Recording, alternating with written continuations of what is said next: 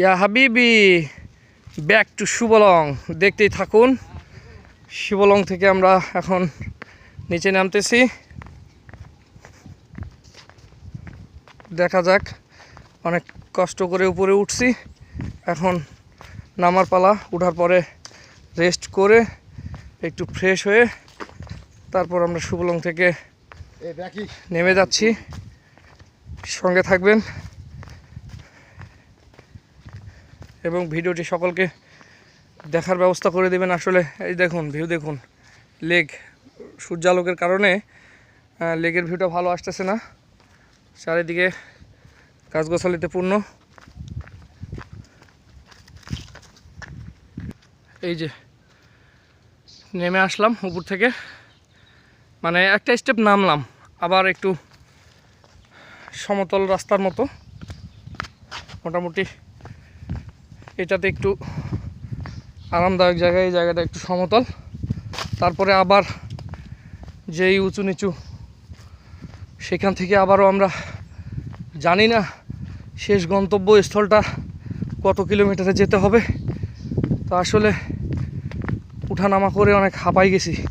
অনেকে আমাদের সঙ্গে যারা ছিল, উঠতে উঠতে অনেকেই এখান থেকেই ব্যাক করছে, কেউ এর আগে থেকেই ব্যাক করছে। তো আসলে আমরা মানে শুরু থেকেই আমাদের মনোবল ছিল যে যত কষ্টই হোক আমরা উপরে উঠব আর উপরের ভিউটা আমরা নিয়ে আসব। তো আমরা এখন নেমে যাচ্ছি। 3 ভাগের 1 ভাগ মনে হয় আসলাম। দেখি কত দূর যাওয়া যায়। এই যে আরেকটা স্টেপ নামতেছি। তো আমরা দেখতে পাচ্ছেন কি জায়গা, সিরিয়াস জায়গা। তো আমি ভিডিওটা ধীরে স্থিরভাবে করতে পারতেছি না, কারণটা হচ্ছে জায়গাটা খুব সিরিয়াস। আমার খুব ভয়ও লাগতেছে, আমি ফোনের দিকে দেখতে পাচ্ছি না। তো ধীরে ধীরে ধরে ধরে খুব সাবধানলি নামতে হচ্ছে। এই জায়গাটা একটু মানে খুব বেশি সিরিয়াস, মানে যতগুলো রাস্তা আমরা আসছি এই জায়গাটা একটু বেশি সিরিয়াস।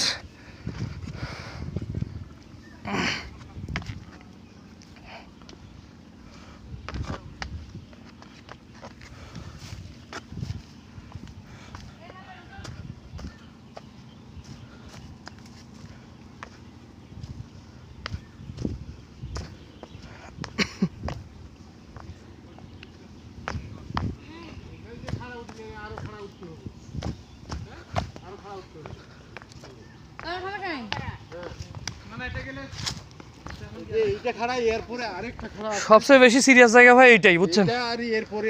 এই জায়গাটা খাড়া হলেও একটু সিরিয়াস।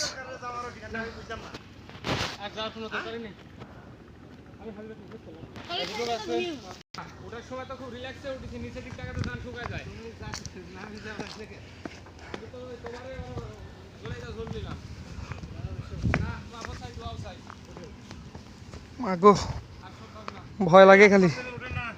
রাস্তার একটু দাঁড়ান, আমি সাইড নেই, যান।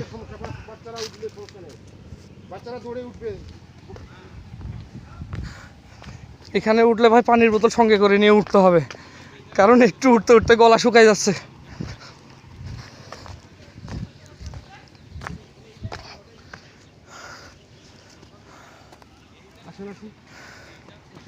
উফ,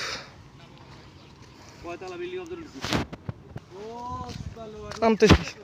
পুরো ভিডিও ধারণ করা সম্ভব হচ্ছে না, কারণ অনেক বড় হয়ে যাবে ভিডিওটা। এটা নামতে অনেক সময় লাগবে, এই জন্য আমি জায়গায় জায়গায় ভিডিও পুশ করে আবার কিছু কিছু জায়গাগুলো দেখানোর চেষ্টা করতেছি।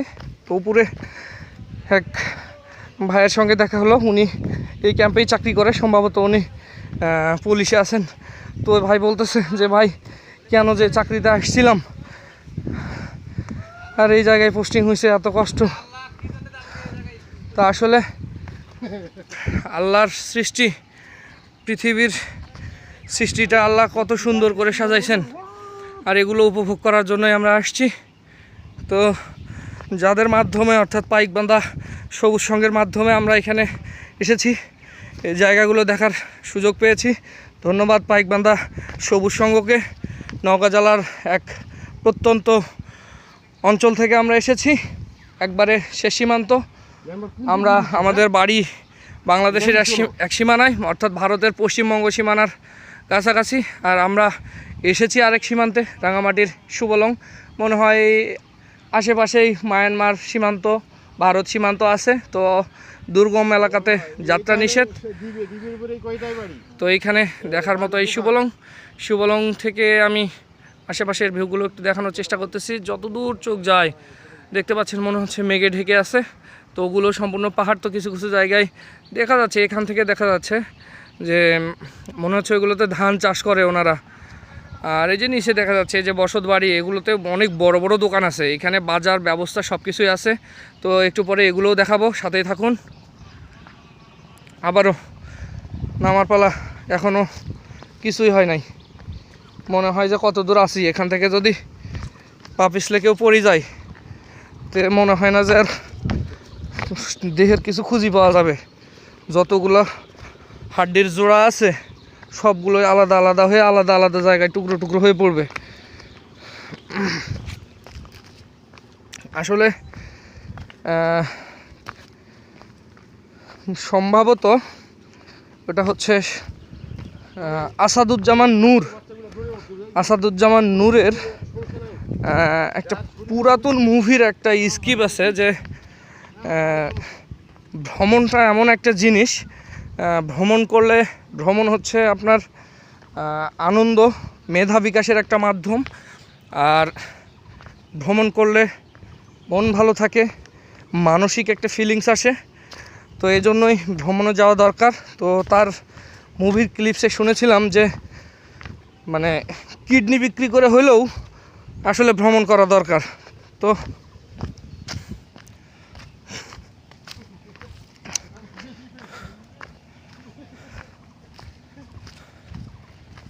ভিডিওটা অনেক বড় হয়ে যাবে হয়তো বা, সম্পূর্ণ ভিডিওটা দেখার চেষ্টা করবেন। আর যারা এই সুবলংয়ে আসেন নাই, অনেকেই আস্তে আস্তে মাঝপথ থেকেই ফেরত গেছেন। তো A to Z ভিডিওটা ধারণ করেছি, দেখে নেবেন আসলে সুবলংয়ের রাস্তাগুলো কেমন। পাগুলো ভাই থরথর করতেছে। জানি না এখান থেকে যখন ট্রলারে ফিরবো সেখানে গিয়ে কি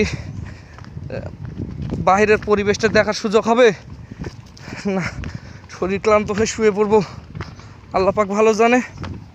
তবে চলে আসছি এখান থেকে, মানে মনে হচ্ছে যে আমাদের নওগাঁর যে পাহাড়পুর বৌদ্ধ বিহার, এর থেকেও উঁচুতে আসি এখন। মনে হয় যে জায়গায় এখনও দাঁড়ায় আছি, অনেকক্ষণ তো নামলাম, যে জায়গায় দাঁড়ায় আছি এটা হচ্ছে পাহাড়পুর বৌদ্ধ বিহারের চেয়েও উপরে আসি। নিচের দিকে তাকাইলে মনে হয় যে কত দূর ছিলাম, কত দূর উঠলাম আর কত দূর থেকে নামতেছি।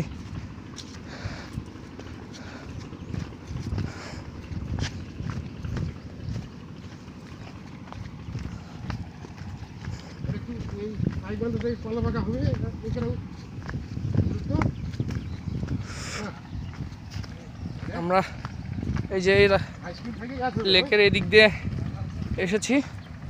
তো এই যে দেখতে পাচ্ছেন গ্রামীণ ফোনের টাওয়ার, এখানে হচ্ছে সেনা ক্যাম্প। ভিডিও করা সম্ভবত নিষেধ, এই জন্য সেনা ক্যাম্পের ভিউটা নিলাম না।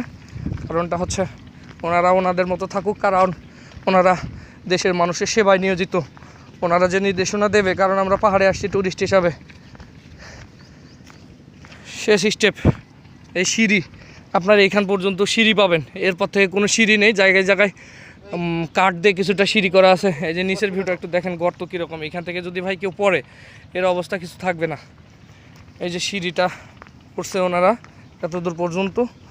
তবে সময় সাপেক্ষে হয়তো বা সিঁড়িগুলো তেনারা ধীরে ধীরে যদি পারে উপরে উঠাবে। উপরে উঠালে তাদেরও একটু ওঠা সহজ হবে, যারা ট্যুরিস্ট আসবে তাদেরও একটু ওটা সহজ হবে। এখন সিঁড়ি হয়ে নামতেছি।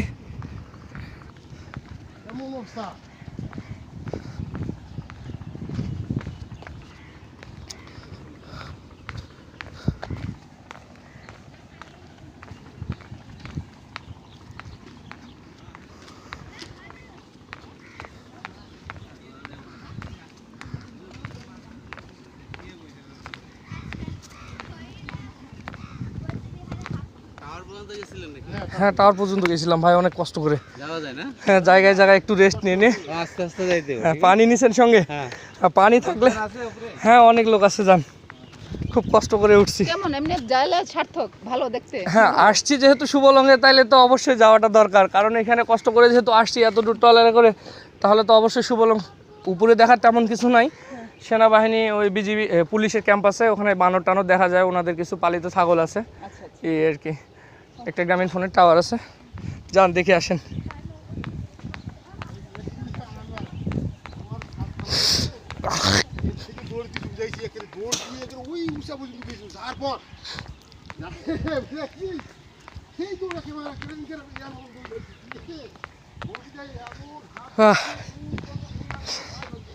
এবার একটু প্রশান্তিতে ফিরলাম, মনে হয় শেষ পর্যন্ত পৌঁছাইছি।